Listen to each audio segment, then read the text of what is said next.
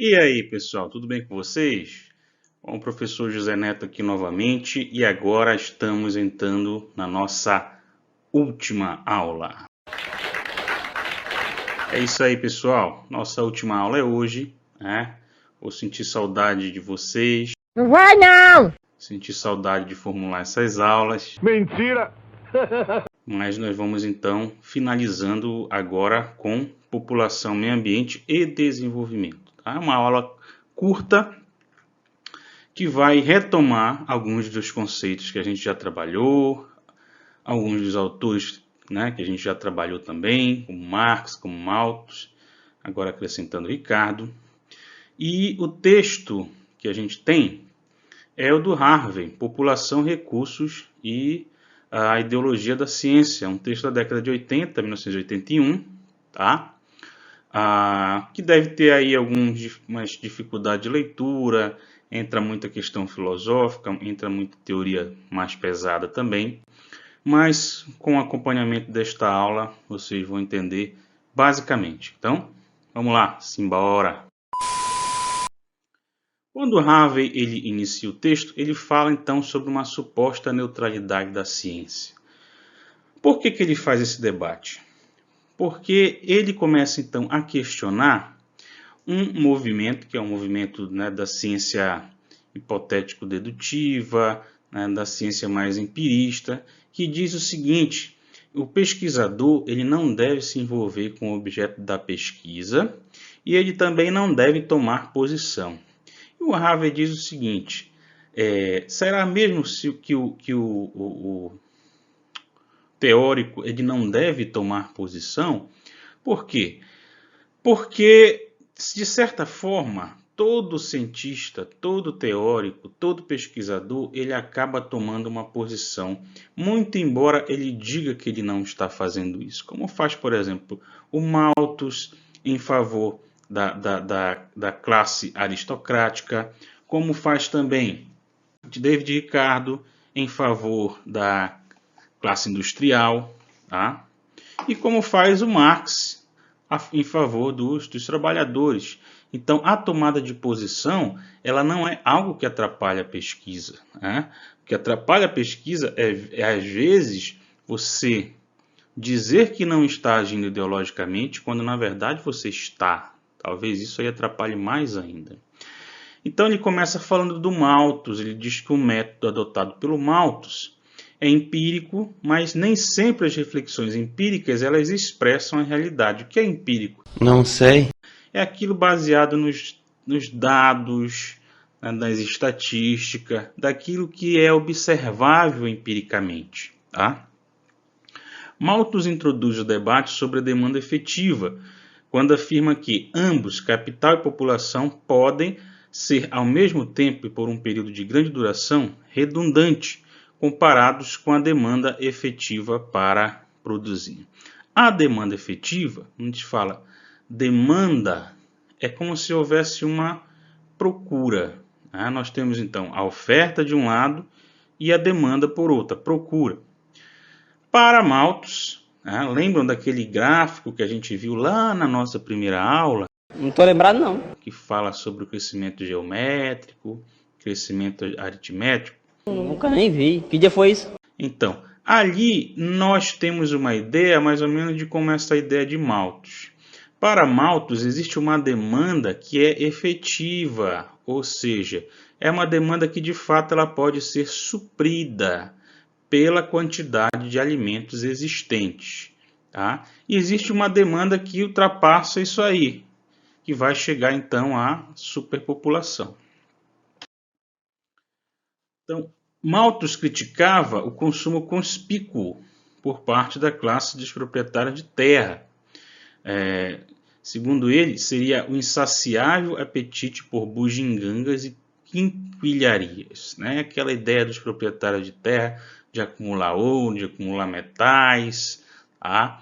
Ele dizia que isso aí não era bom para a relação população e recursos. Né? Isso aí, na verdade, era algo que os proprietários de terras faziam, a classe aristocrática fazia muito bem, tá?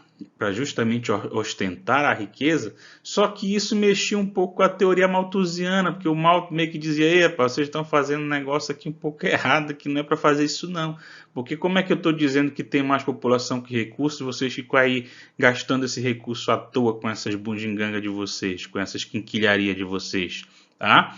Então é um negócio que ele era forçado a criticar. Então, para Malthus, os ricos conseguem controlar o seu crescimento a partir de hábitos prudentes. Olha só, os ricos têm hábitos prudentes para Malthus. Já os pobres, né? Sempre os pobres, né? Por sua vez, multiplicam-se imprudentemente. Isso na concepção de Malthus, tá? Então, Malthus era meio que aquele, não sei se você lembra de um personagem, era meio que o Caco Antibes, né? Que sempre falava mal, num programa da Globo chamado Sai de Baixo, que sempre falava mal dos pobres. Então, o Malthus é meio que esse personagem, esse Caco Antibes.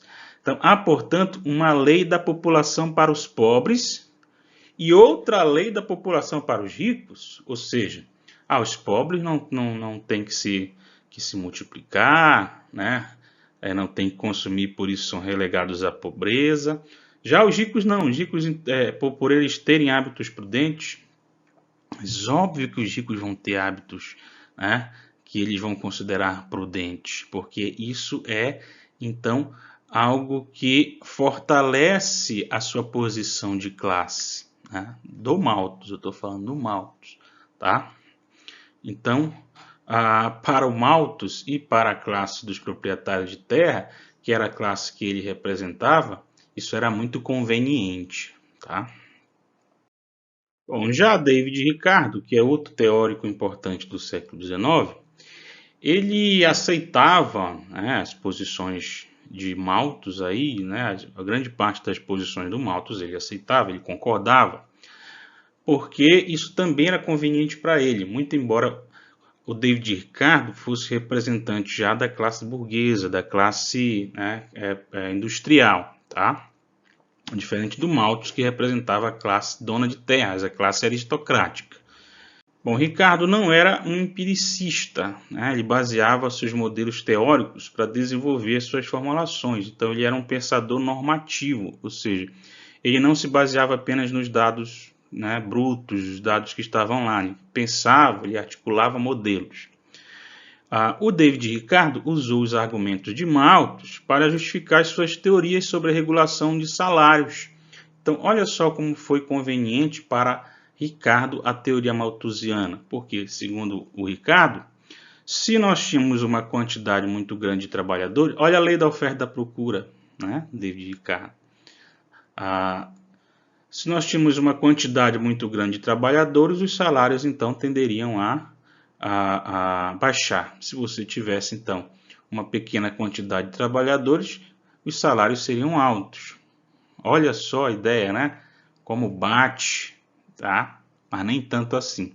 Ricardo usou os argumentos de Malthus, então, para justificar esse aumento e diminuição dos salários, ou seja, essa regulação, porém não aceitava o interesse de Malthus em relação aos proprietários de terras. Por quê? Porque o David Ricardo tinha, então, interesses em favorecer e beneficiar com as suas teorias, com as suas ideias, a classe industrial. Já Marx, nosso bom e velho Marx, de novo ele aí, né? Sempre aparece o nosso querido Marx, tá? Mas não é esse não, é esse aqui. Marx argumentava que tanto Ricardo quanto Malthus faziam suposições ideológicas, tá? Ideológicas por quê? Porque essas suposições elas eram convenientes para as suas determinadas classes sociais. Ajudava então a justificar determinados acontecimentos sociais decorrentes do sistema capitalista, como a pobreza, como a marginalidade, como a mendicância, né, que existiam de forma natural, digamos assim. Marx, então, é partidário do método materialista histórico dialético. Tá? O que significa isso? Ele, então, entendia que todo fenômeno só poderia ser analisado por conta das relações materiais. Tá? Ele considerava, claro, a existência do interior, do pensamento, né, daquilo que é mais subjetivo. Ele também era tributário dessas ideias.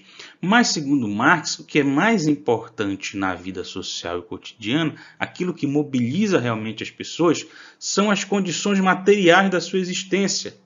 Ou seja, como a gente viu em relação às migrações, o cara pode amar, né, um espaço, um lugar, ter uma relação boa com as pessoas dali e tal, mas se ele tiver ruim de salário, ruim de subsistência, ele vai sair, ele vai migrar. Então, segundo Marx, são essas determinações que movem a sociedade. Então, elas são materialistas. Histórico, porque nada se explica sem você considerar a história.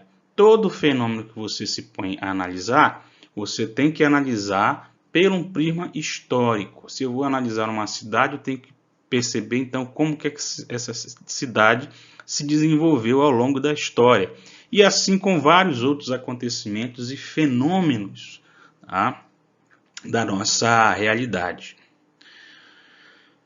Relação homem-natureza. Para Marx, em termos biológicos, o homem é parte da natureza. Claro, isso é algo inquestionável, né? Desde dos estudos sobre a evolução humana, dos estudos darwinistas, isso é questionável. Mas, quando a gente fala em homem, né, em sociedade humana, nós já entramos em outro plano. Num plano em que as relações que a sociedade cria, elas são diferentes das forças naturais. Então você não pode colocar no mesmo patamar, dizer que relações como pobreza são relações naturais, né? Porque não estão no mesmo patamar. Grande parte daquilo que acomete os homens, as sociedades humanas, né?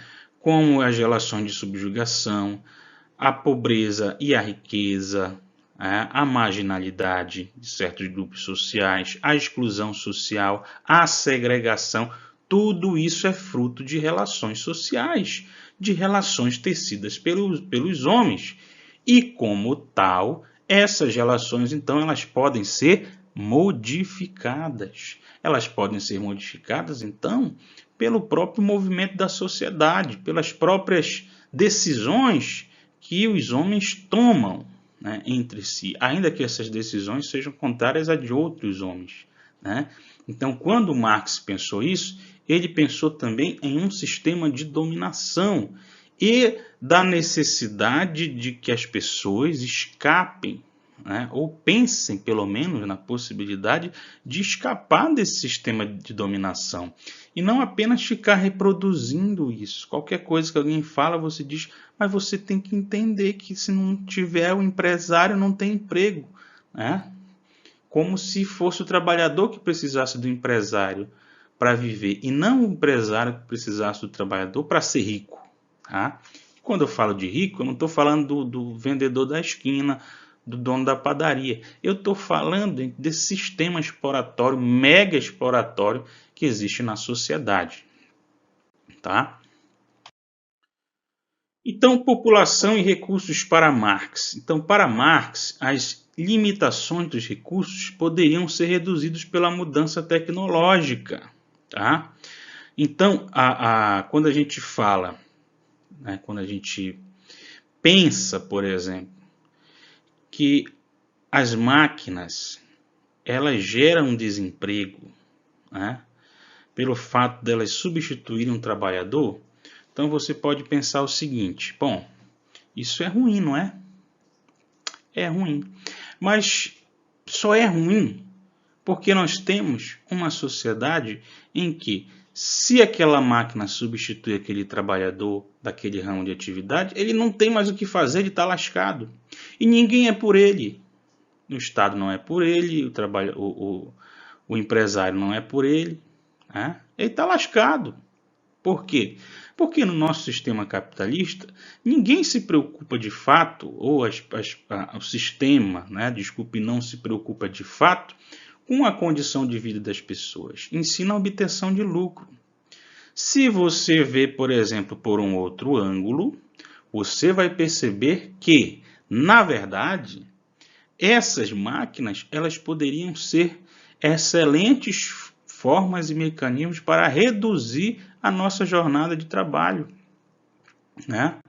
Digamos, por exemplo, que as máquinas fazendo o trabalho do homem, nós poderíamos não piorar a nossa vida. Não é estranho, né? A gente pensar dessa forma? Elas poderiam melhorar a nossa vida.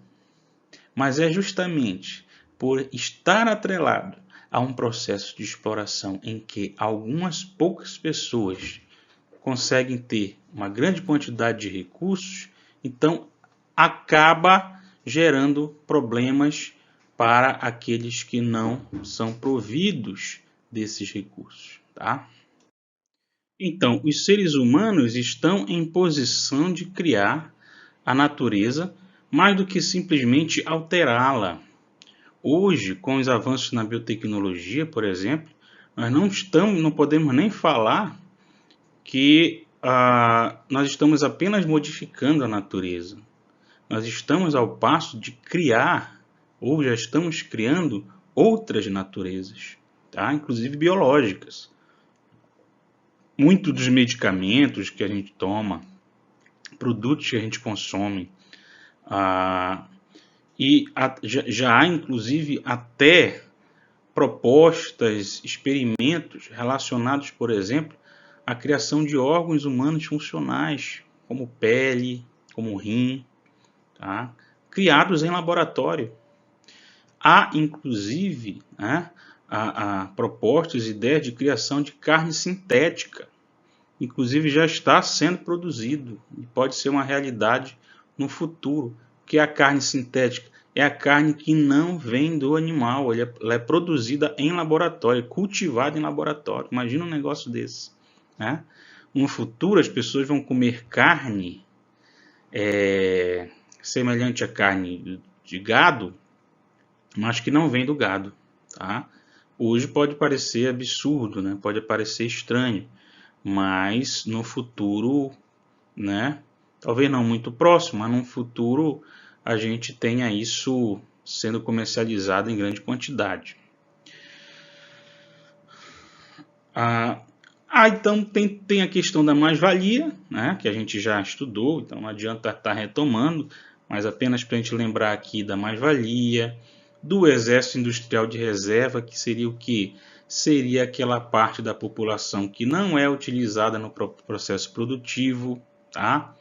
E que fica então esperando, aguardando a sua vez, tá? Até que outros a substituam, até que ele substitua outros no processo de trabalho e outros venham tomar o seu lugar de desempregado. Nós vimos tudo isso na nossa primeira aula, tá? Estão lembrados? E a gente fala muito bem isso lá, inclusive com gráficos e tal, então acho que está bem esclarecido. Esse exército de reserva é que gera essa superpopulação, né? Essa superpopulação é sempre relativa, tá, gente? Porque ela nunca é uma superpopulação absoluta. Nós não temos, de fato, uma ou outra pessoa sobrando no sistema, né? Ele acaba excluindo de vez em quando alguns e de vez em quando outros, ok? A pobreza, então, não é uma lei natural, mas uma condição endêmica interna ao modo de produção capitalista, tá? Então, para concluir essa parte, ele diz que grande parte dos modelos explicativos para a relação entre a população e recursos é de base empirista, que acabam por reproduzir as ideias de Malthus e de Ricardo. Marx considera que a mudança tecnológica é produto da própria criatividade humana, então, sendo, portanto, inevitável em seu determinado estágio de desenvolvimento. Então, aqui nós temos, por exemplo, nessa imagem, né, o cultivo de uma planta, né, in vitro, em laboratório. Anteriormente eu falei sobre a questão da carne, tá?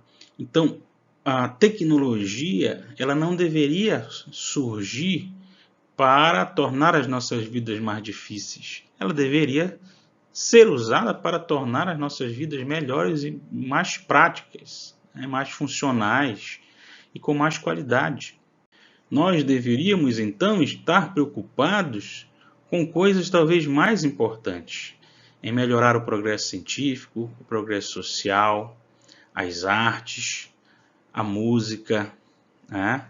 Coisas que de fato nos deem qualidade no esporte, nossas capacidades físicas, coisas que nos deem, né, melhor qualidade de vida, ao invés de apenas estar preocupado se amanhã ou depois da manhã nós vamos ter o que comer na nossa mesa, não é verdade?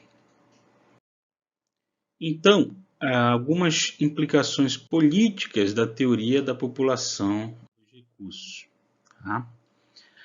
Então, Harvey fala primeiro sobre a questão da subsistência. Quando outros teóricos como Malthus e Ricardo falam de subsistência, geralmente a gente pensa em comida, em bebida, mas nós temos que considerar que a subsistência ela é muito mais do que isso, ela não é absoluta, ela é relativa, ela está ligada às necessidades que não são puramente biológicas, comer, beber, né? Fazer suas necessidades lá, podem ser criadas de acordo com as circunstâncias culturais e históricas. Então, olha aí, tem uma moça fazendo balé, o balé, as artes, né? O esporte, o lazer, tá? São também parte dessa subsistência, são coisas que a gente tem que ter. Geralmente a gente fala, são coisas que a gente tem que consumir, mas geralmente quando fala em consumir do ponto de vista capitalista, pagando, não é isso que eu estou falando. Estou falando que são coisas que fazem parte da nossa subsistência, são coisas que nós precisamos fazer para garantir uma vida não apenas saudável do ponto de vista biológico, mas saudável do ponto de vista mental, saudável do ponto de vista social, tá? Pensando nessa questão da subsistência, tem uma música da banda nacional chamada Titãs, eu acredito que vocês conheçam, que a música é chamada Comida, tá? E ela começa assim, ó: bebida é água, comida é pasto. Você tem sede de quê? Você tem fome de quê? Então, primeiro ele problematiza. Comida é algo muito banal, né?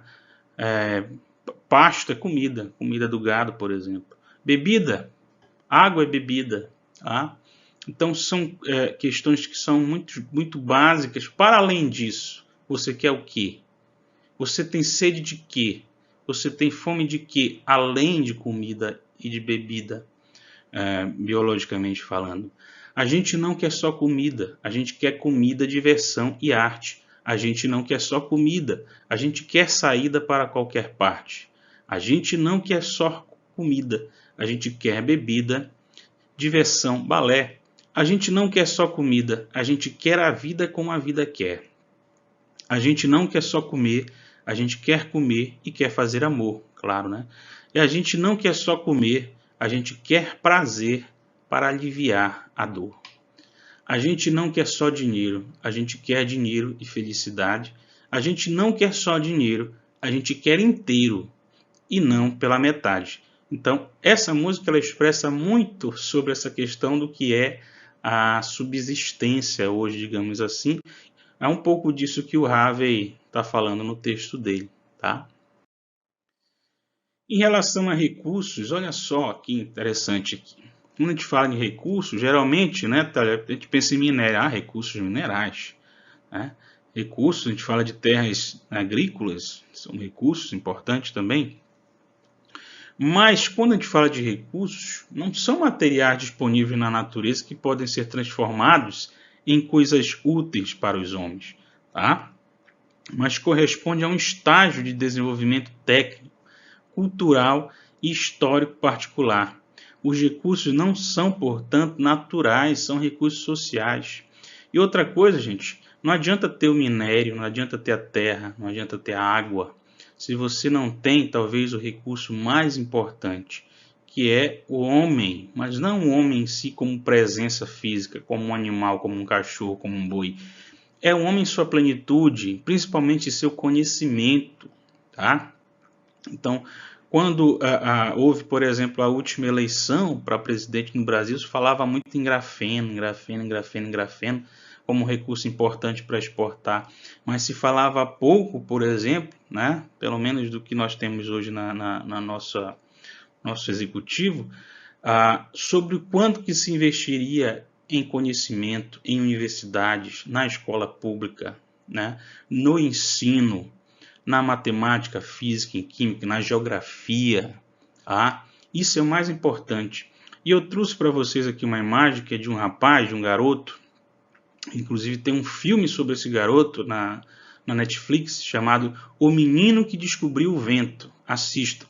É sobre uma área muito pobre da África, em que as pessoas estão passando uma necessidade muito grande e que são agricultores. E neste momento especificamente, esta área ela está passando por uma severa seca. As pessoas estão saindo dessa área, né, e migrando para outras áreas para realmente não passar fome. Inclusive a irmã dele teve que sair, teve que migrar, né, com o namorado. Mas ele descobriu uma coisa.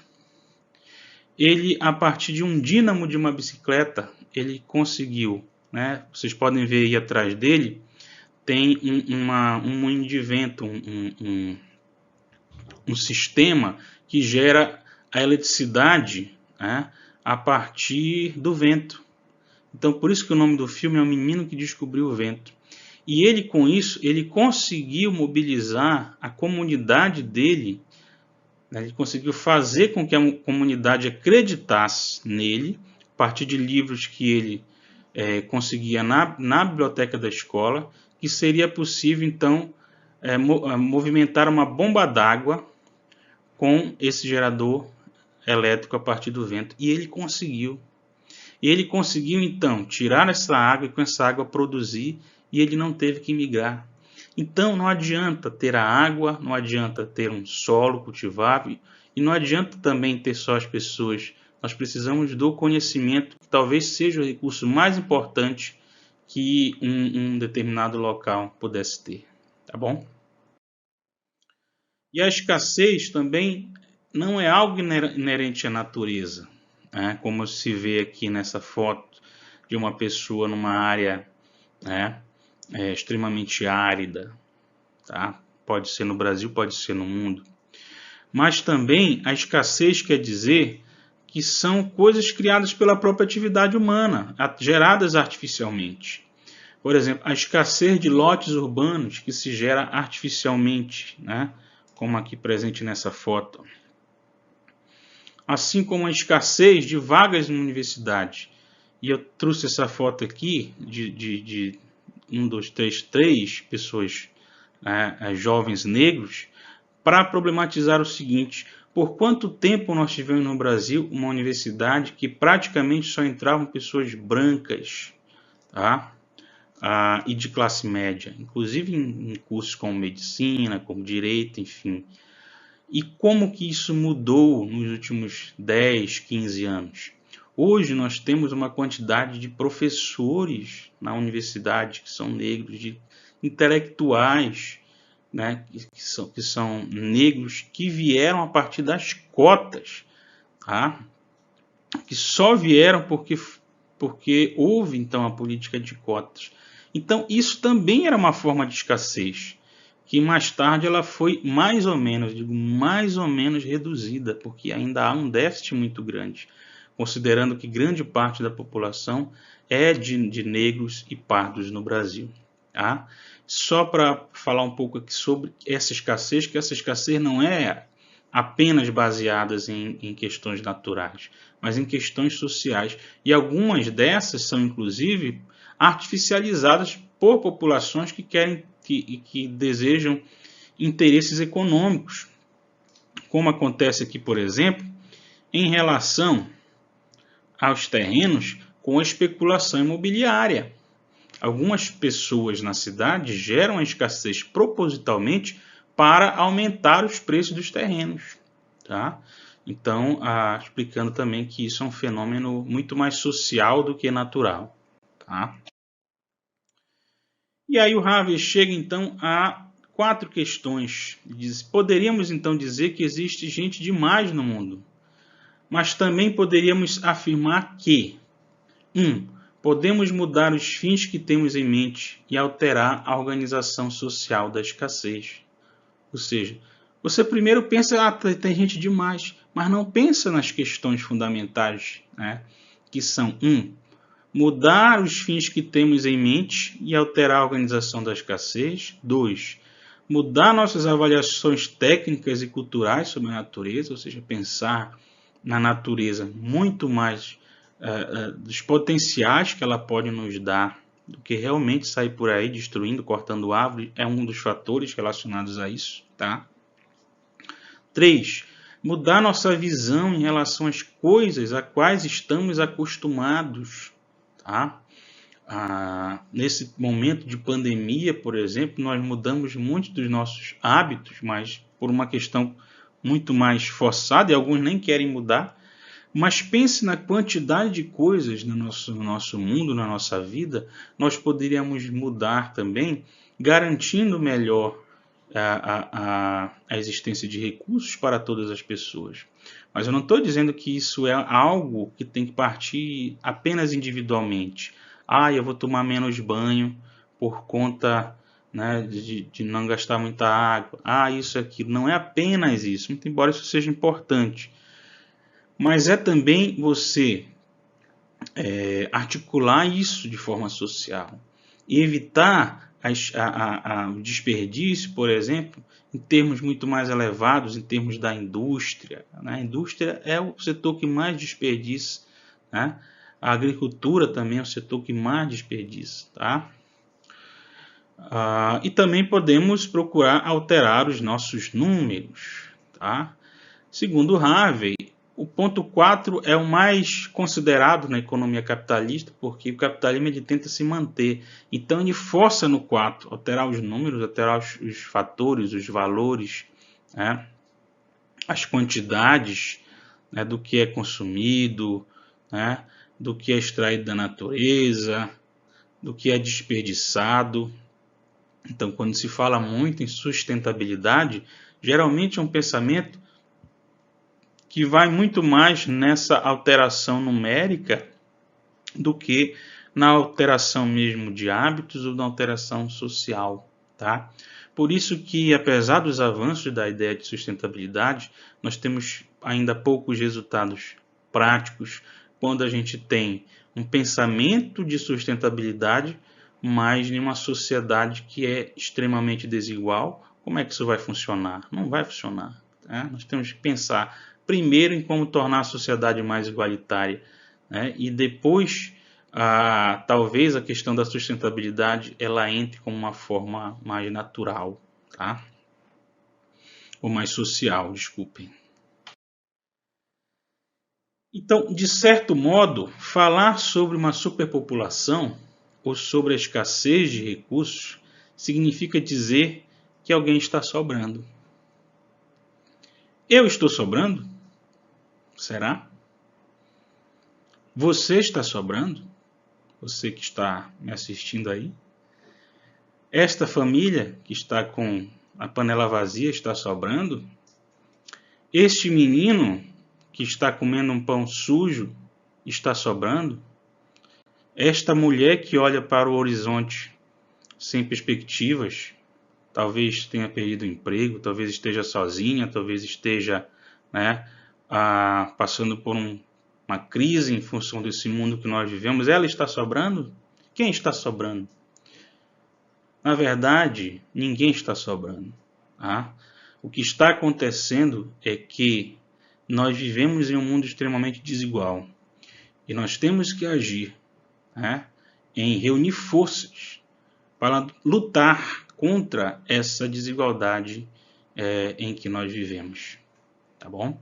Então, o argumento da superpopulação é facilmente usado como parte de uma apologia através do qual se realiza a repressão de classe, étnica ou neocolonial.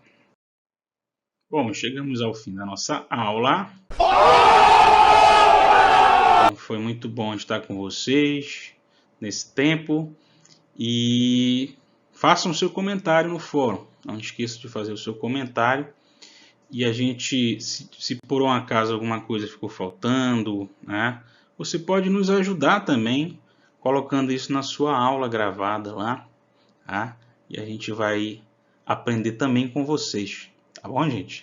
Então, um abraço a todos e até a próxima disciplina. Tchau! Now the world don't move to the beat of just one drum. What might be right for you